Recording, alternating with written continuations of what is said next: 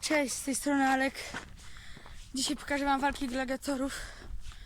Ja jestem tak zmęczony, właśnie przebiegłem 7 km. No, moje pierwsze w życiu na plaży w Chorwacji. No to lecimy do odcinka. Go to the other side. I'm not here. Just walking through, passing by. Yes, I'll be back. Just a moment. If I don't die in the meantime.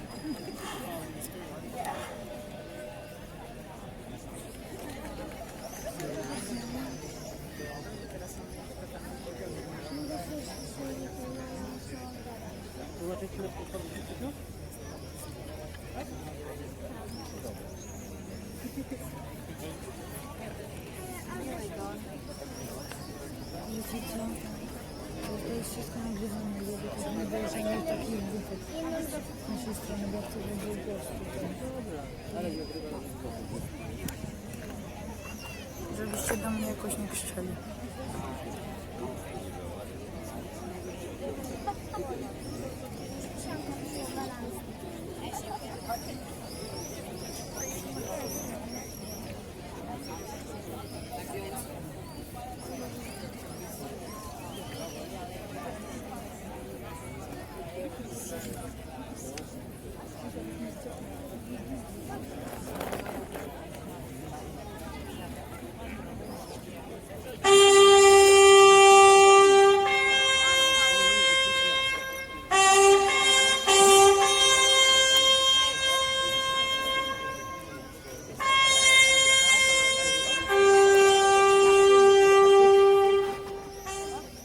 Welcome to the arena!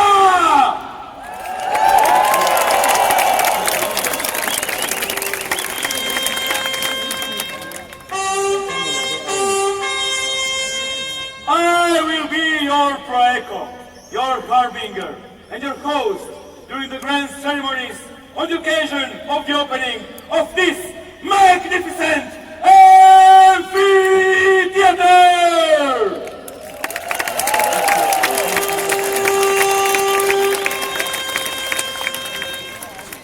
I will also be your guide through history, leading you through tales that speak of the Roman Empire and about these grandiose gladiatorial games!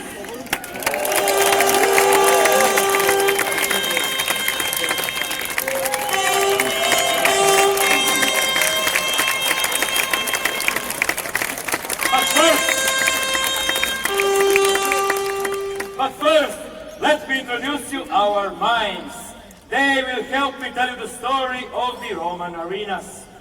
It has been noted in written sources that the oldest wooden amphitheater in Rome was erected in 53 before Christ. Unfortunately, those wooden arenas were not very stable.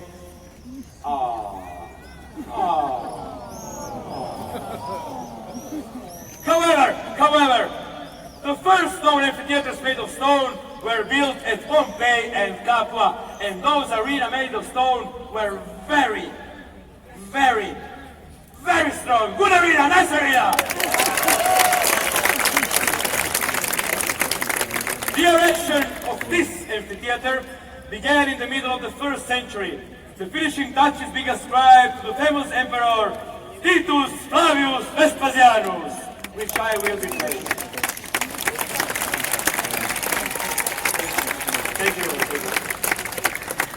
Ave Puli, you plebeians. Ave. I'm an emperor, you know. So, I was also responsible for the erection of the lesser important Colosseum at Rome. It's a little bit smaller. It doesn't matter. Men are known to perform miracles for women, and Vespasianus, me, was no exception. It is said that I completed the amphitheater spurred by the influence of a woman, the freed slave Antonia Sinida. Where is she? My beautiful Antonia Sinida, yes. My slave. So we became a pair behind the back of my wife. A love triangle, like in modern soap operas, you know.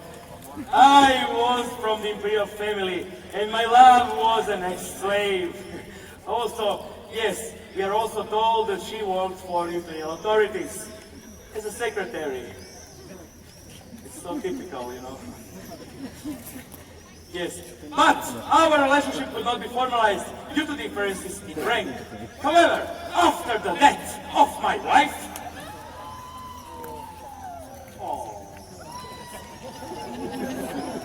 oh no, what a tragedy.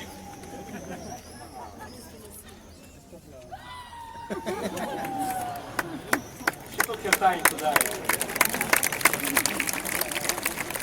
So,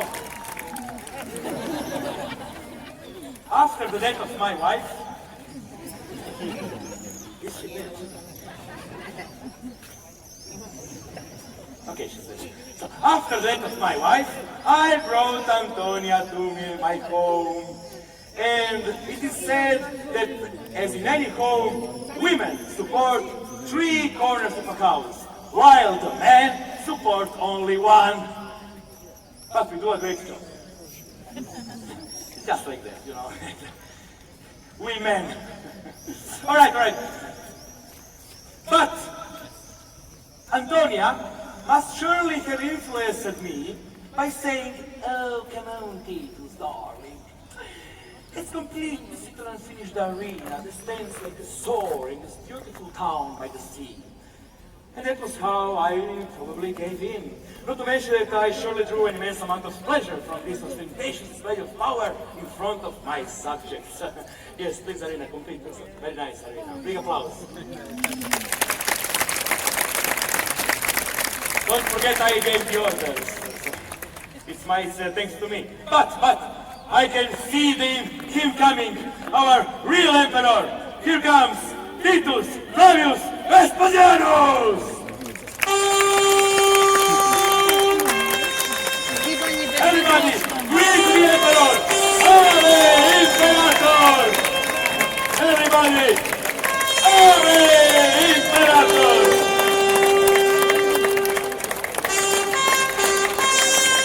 Greet the emperor!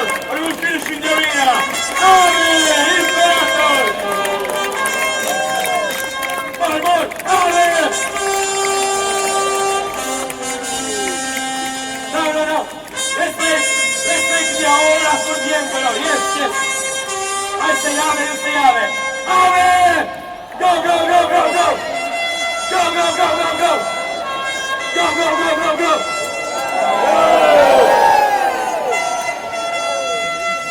Very good.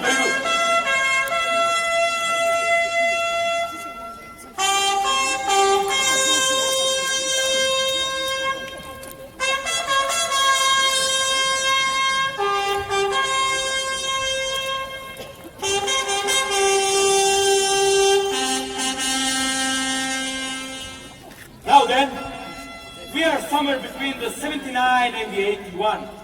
The citizens of Rome loved those spectacles, and the emperors were well aware of the saying, "Pane et circensem," bread and games, and the rest will somehow come. Same as today, things haven't really changed all that much. In much the same manner as at present, when during pre-election political rallies, free minestrone soup is served. The only difference being that today, nobody gets slaughtered. Oh, yes. Too bad. But this evening, perhaps we will slaughter somebody. Yes, but I must not speak too much, because actors that spoke against the Roman Empire would finish here in the arena. So every arena saw their fair share of convicts that were forced to fight with wild animals. And that was especially true for the Christians. It was called damnatio ad bestias. But now, let's see what the emperor has prepared for us.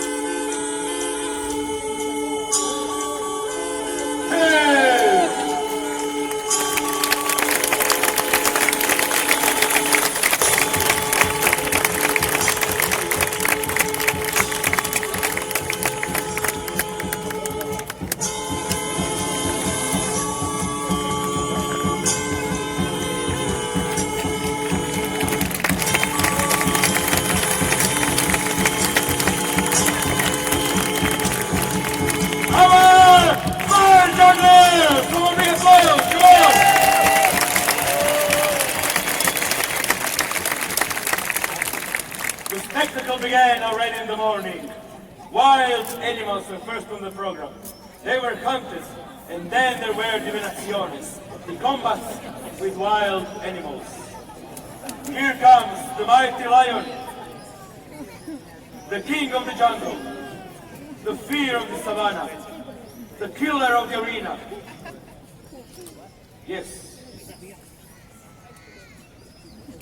Oh no. Help. Please, somebody. Help. Oh no. What am I gonna do? I'm so scared. Oh no. But, fear not! I will kill the mighty lion! Die! Die! I must kill myself. Aha! But there is one more! Ah! Die, lion! Die! I killed you! Die! Die, lion! Die! The winner! Yeah! Sometimes I scare myself. But, today we do not kill animals. We have animal protection programs and we love our animals. So who's a good lion? Nice lion. Please don't die. Good lion. You too, don't die, lion. Come, get up. It's alive, it's okay. It's alive lion. Our wonderful lions. Go eat some, brother. Go. After a longer break for lunch, satiated and satisfied public could enjoy themselves watching the executions of those convicted to death. It was called damnatio noxi.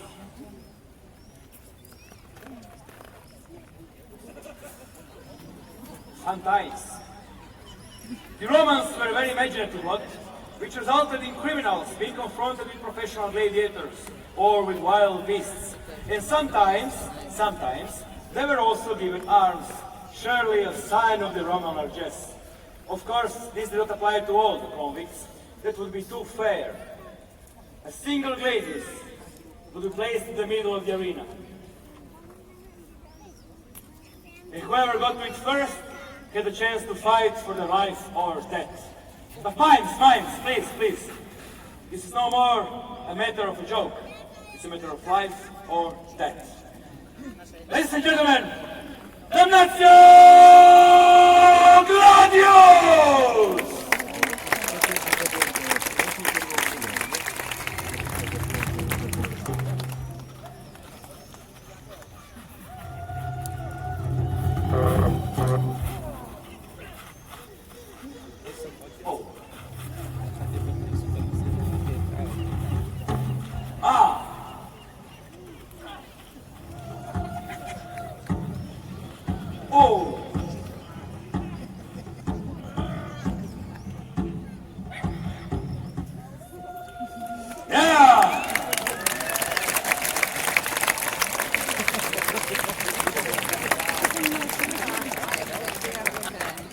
We're going to take the body outside and the next convict is going to enter the arena because it's not over.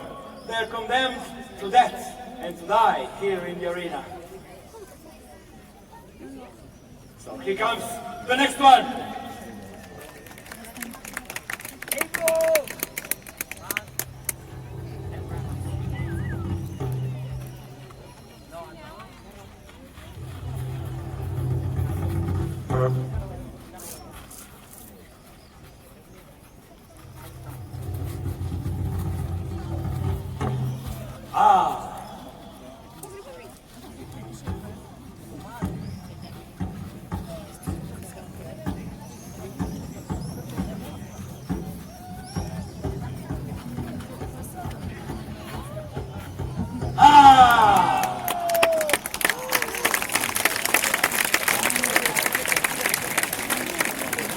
But it's not over.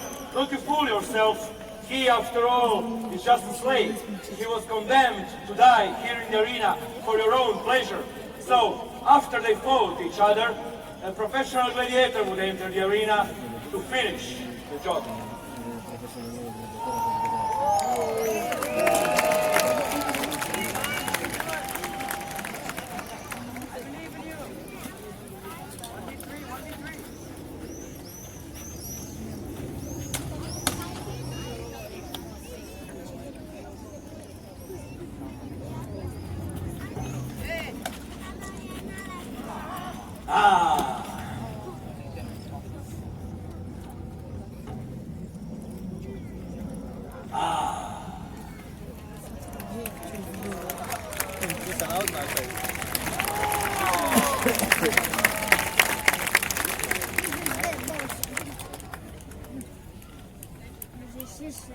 After animals and slaves, it will be time to introduce the true stars of the day.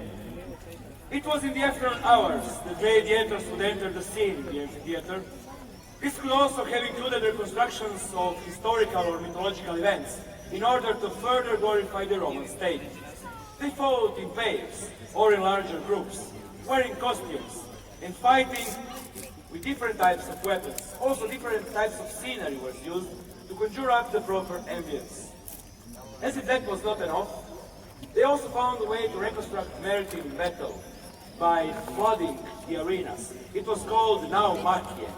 However, for those battles they did not use gladiators, but slaves, because in those battles they were all supposed to perish. It was all thought out, to the last cent. And don't you fool yourself, it was not limited to men. Oh no, there were also female gladiators, real female fighters, so-called gladiatoresses. Yeah!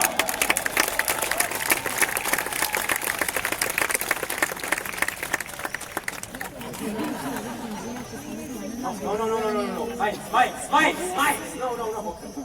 They were real fighters, you know, just female. Real fighters. Yeah.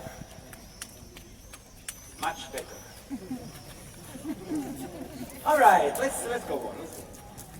All this had to be thought out and organized, and it was not an easy task. It was in the hands of the editor. Gladiators were the true stars. Women were fascinated by them, and they were the true sex symbols of their time. The winners would get a palm branch and some money as recognition of their victory. But now, let's meet them all. Here comes the Bomba!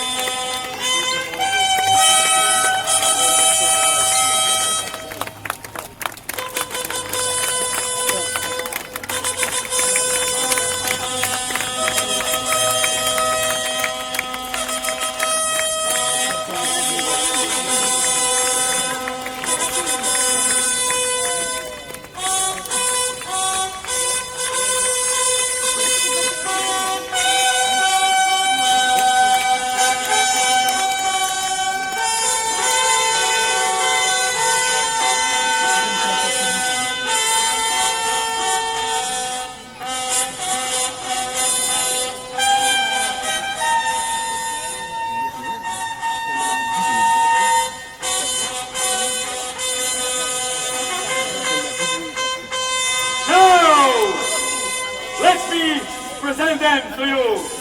As first comes the lictor.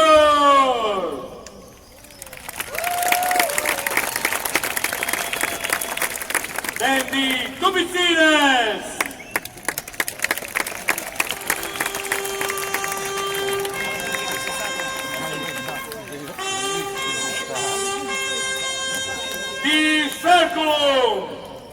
representing a deity in order to further glorify the event. The second to the series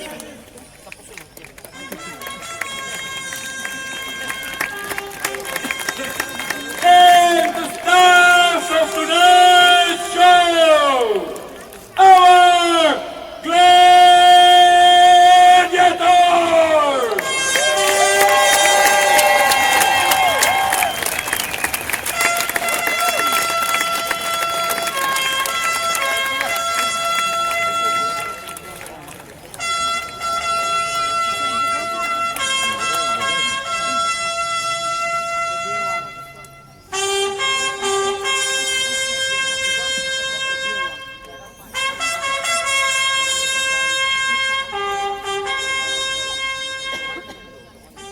When they would earn a place in the gladiatorial school in the Ludus, a solemn oath followed. Puli, vincere, verberani, veroque necari.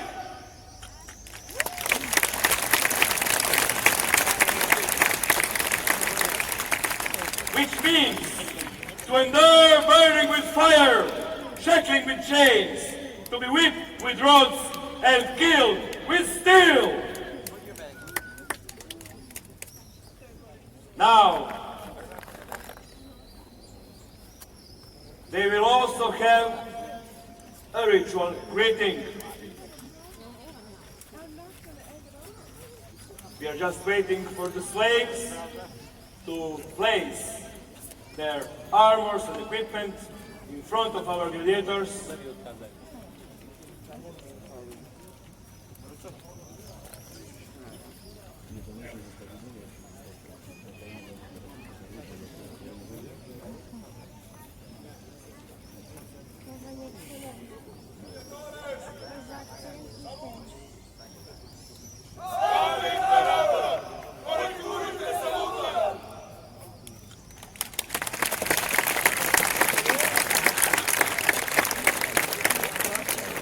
This ritual greeting that we just heard was noted only once, on the occasion of the maritime battle organized by Emperor Claudius. Notwithstanding this, it became commonly accepted in filmmaking, modeled on literary romanticism and historiography from the 19th century. Now, let me present you the Summa Rudis!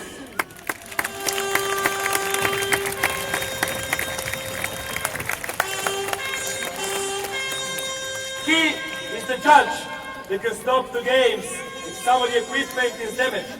He can also offer the gladiators some respite during prolonged combat. It is desired that the actual combat lasts a long time, until one of the participants raises a finger and demands surrender or gets slain, murdered, killed here in the arena. Now, let's meet our gladiators, one by one, name by name!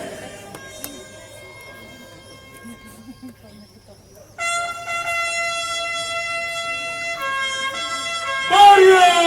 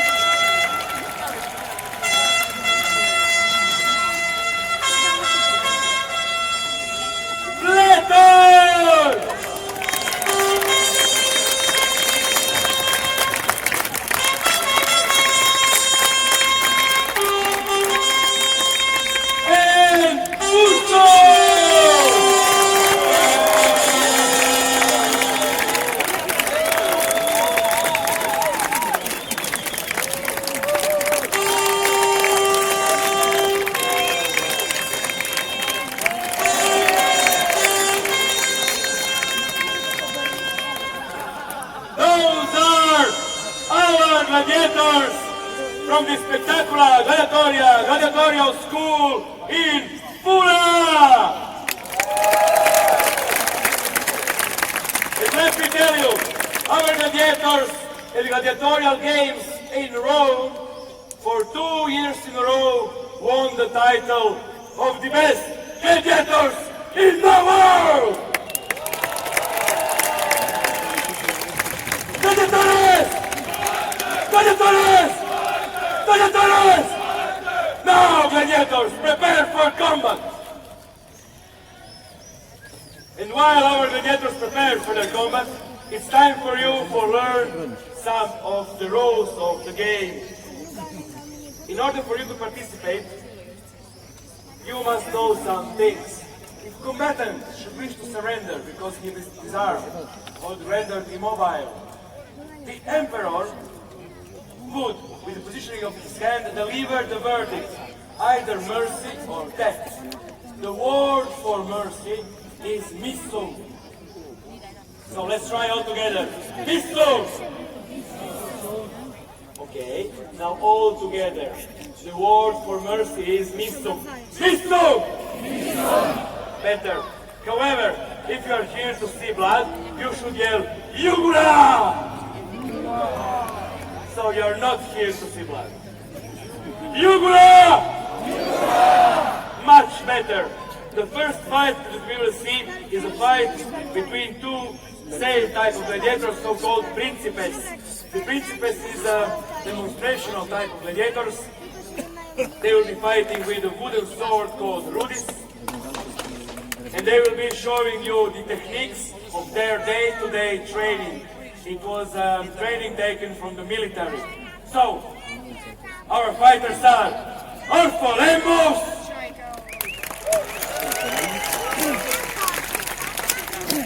versus Marius! It's your turn! You will have to cheer for your gladiators. Who are you cheering for? Orfolemos or Marius? Let me hear you, Arena! Let the combat begin!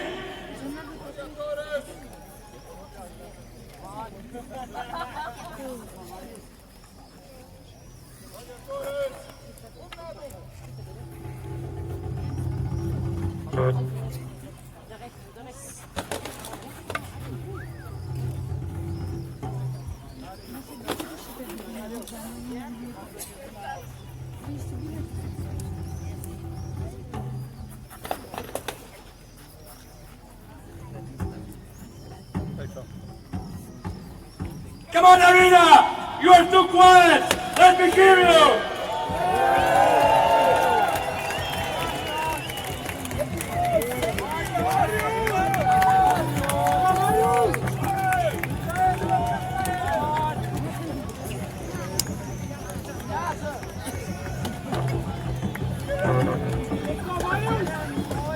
Red shield, Orfolemos!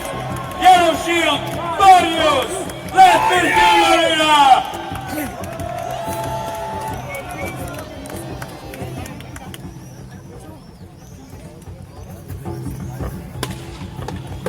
All right.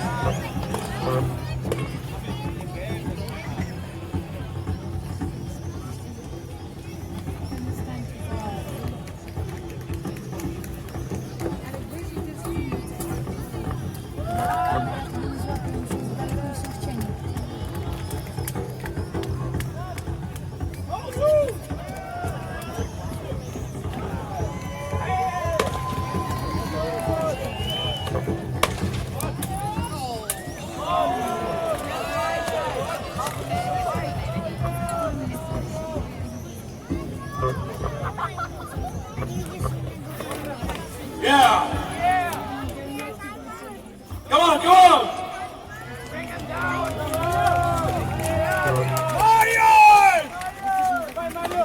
Oh, nice! Oh!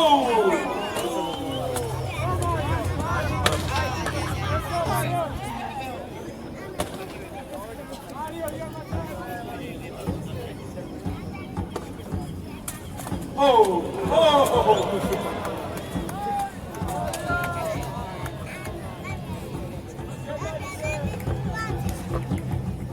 Now, as you can see, the Sumarudis has posed the battle. You can see that there is a problem with the helmet, so he's going to reposition the helmet, reposition the fighters, and then the combat will continue. Big applause!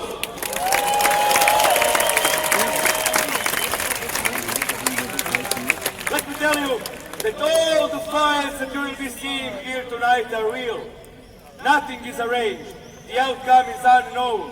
They are real fighters, they are really fighting, and they are the real modern gladiators. Big applause!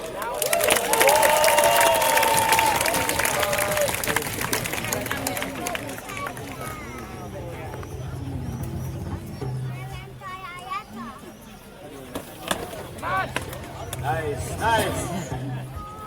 Oh. Oh, oh. Oh.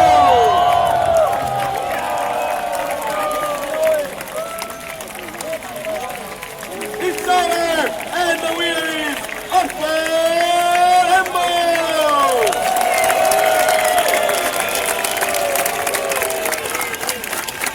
However, as we said before, this was only a show fight, so this time you will not have the privilege to vote. But from this moment on, you will have to vote for the losing gladiator, for his life or death. One more big applause for Walka and audience.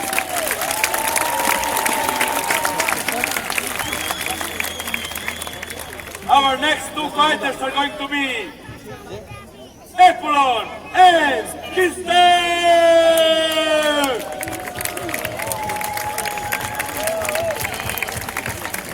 But before we continue, I have to tell you one more thing. Please, I know that all of you have seen in the movies the voting for the life and death, right? Everybody has seen it, yeah, right? Well, it's wrong. It never happened. What we know from historical reconstructions is that the sign for mercy, for missum, was a clenched fist in the air. So this is life, mercy. Let's try all together. Missum! Louder! Missum! Much better. And the sign for death, for jugula, was an open palm pointing down. So this is jugula! One more time, you can do better. Jugula! All right, now you know almost everything. But let me tell you one more thing. Oh yes. Before we proceed, I have to tell you that it was useless for gladiators to play dead during combat. As they say, lives require commitment. An actor dressed as Hermes Psychopompus, the companion of the dead, would enter the arena. And with a glowing metal rod, he would check if the gladiator was dead or just faking it. Just in case the glowing metal rod was not enough, Charon, the rafter that carried the souls of the newly deceased over the river Styx, followed. And with a huge sledgehammer, he would kill the acting and faking gladiator. Anyway, if you look at it, acting doesn't pay. Believe me.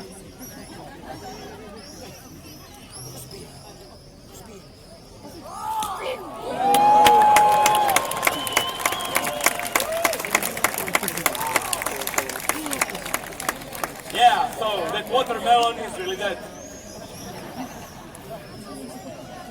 Now, let me present you our two gladiators. We have Epulon versus Kister. Now, the Romans very rarely would pair the gladiators as the same type. They would like to mix and match them. So on the one side we have Epulon. He represents a Thracian warrior, so-called Drax. He fights with a square shield and a curved sword called Sika to more easily get into the enemy's armor. On the other side, we have Kister. This type of gladiator, Kister, is a Hoplomachus. He fights with a spear, a small round shield, a buckler, and a dagger. So, who are you cheering for, Arena?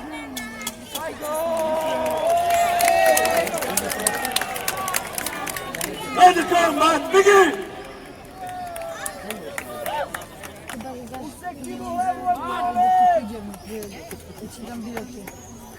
Podaj mi łyka. Ale on już że chce nie pójdziesz. Podaj mi łyka, resztę.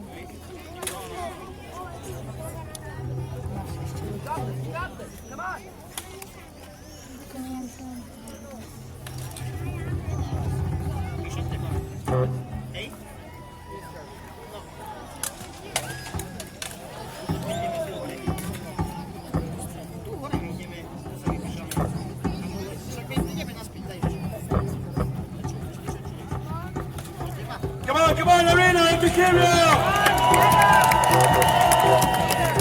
Cheer for your gladiators! We have Epulon versus Kisner! Who are you cheering for, Arena?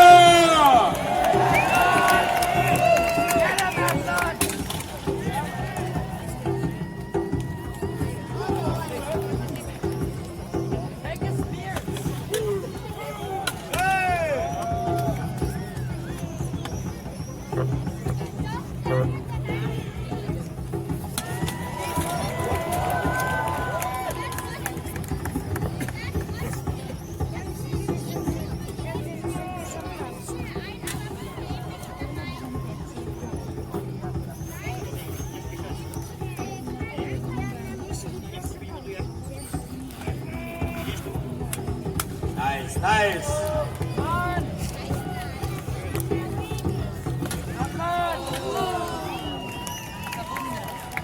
Come on, Arena! You are watching the best gladiators in the world!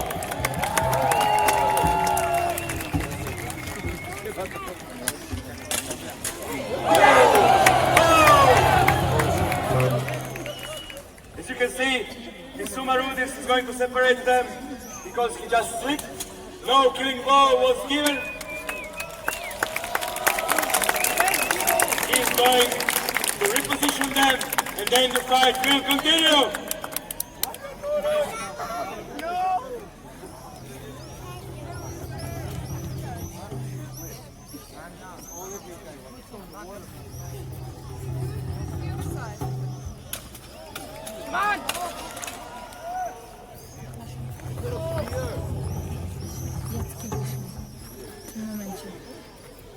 Ale co wiesz?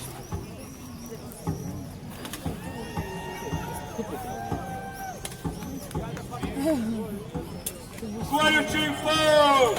Kisner or Epulon?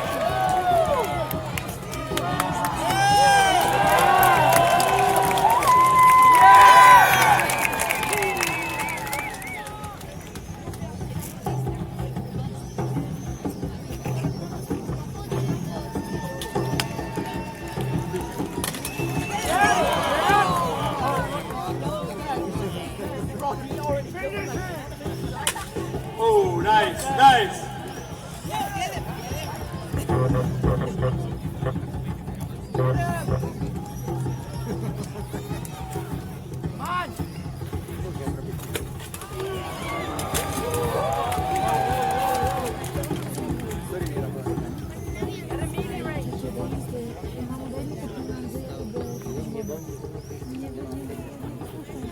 Mam bilety.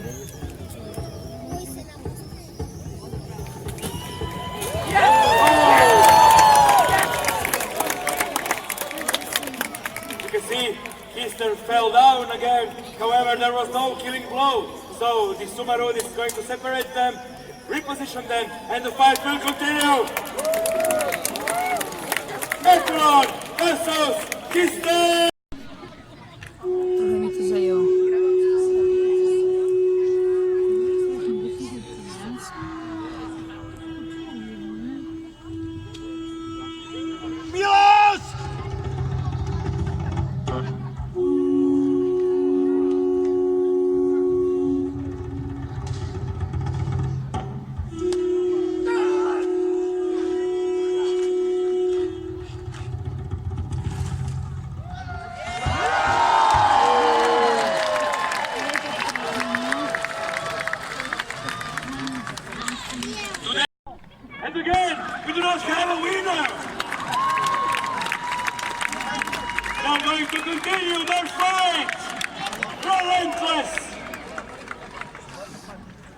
Who are you cheering for? Kister or Emperor?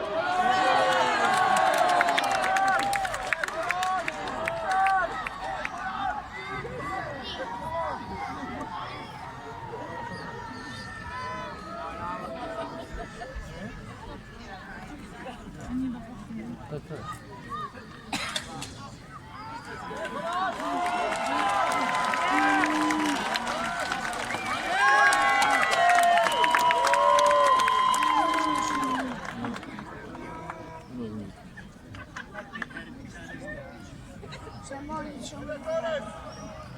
Chcę już jeść. Chcesz się na kaplicy gdzieś chcesz?